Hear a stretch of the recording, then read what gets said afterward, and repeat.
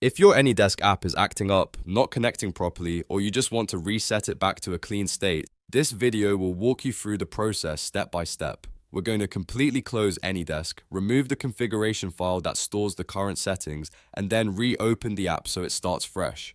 This is a simple fix that can help with connection problems, old settings, and general glitches. If this video helps you out, make sure to hit the like button and subscribe for more quick software tutorials just like this.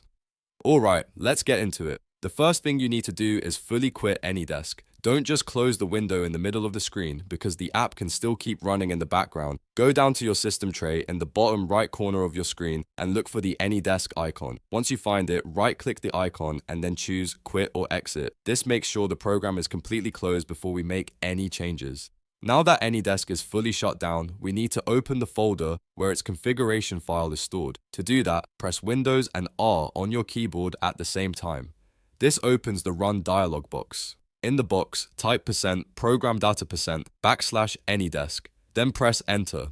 This will take you directly to the AnyDesk folder inside the ProgramData directory. Inside this folder, look for a file called Service.Conf. This is the configuration file that holds your AnyDesk settings. If you want to reset AnyDesk, this is the file you need to remove. Right-click on Service.Conf, then click Delete. If Windows asks you to confirm the deletion, go ahead and confirm it. Once that file is gone, AnyDesk will no longer use those save settings the next time it starts. After that, all you need to do is restart AnyDesk.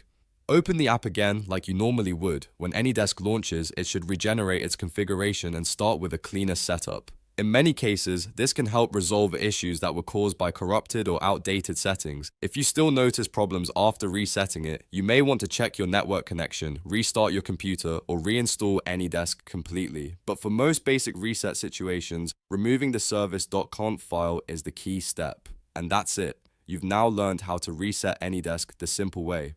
If this tutorial saved you time, don't forget to like the video and subscribe to the channel for more helpful tech guides. Thanks for watching, and I'll see you in the next one.